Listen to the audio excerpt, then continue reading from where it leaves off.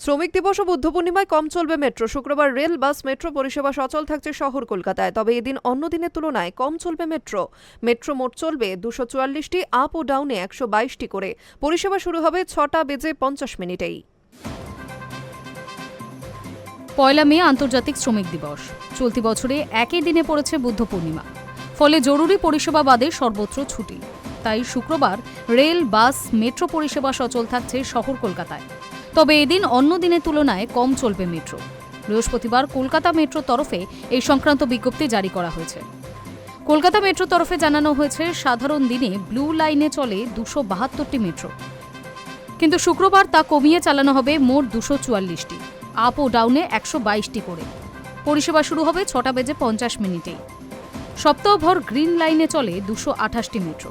শুক্রবার চলবে 204টি মেট্রো। হলুদ লাইনে সাধারণত চলে 120টি মেট্রো, তা কমিয়ে শুক্রবার চালানো হবে 92টি। তবে অরেঞ্জ ও পার্পেল লাইনে স্বাভাবিক থাকবে পরিষেবা। জানা যাচ্ছে, প্রান্তিক স্টেশন থেকে শুরু ও শেষ মেট্রো অন্যান্য দিনের মতো সময়ই পাওয়া যাবে। পরিষেবা শুরু হবে 6:50 রাত 9:30টায় শহীদ ক্ষুদিরাম থেকে দক্ষিণেশ্বর রুটে ছাড়বে শেষ মেট্রো। দক্ষিণেশ্বর থেকে ক্ষুদিরামগামী মেট্রো ছাড়বে রাত 9:28 শহীদ ক্ষুদিরাম থেকে দমদম রুটে রাত 9:40 ছাড়বে শেষ মেট্রো। রাত 10:40 বিশেষ রাত্রিকালীন মেট্রোটি ছাড়বে। Hi news network.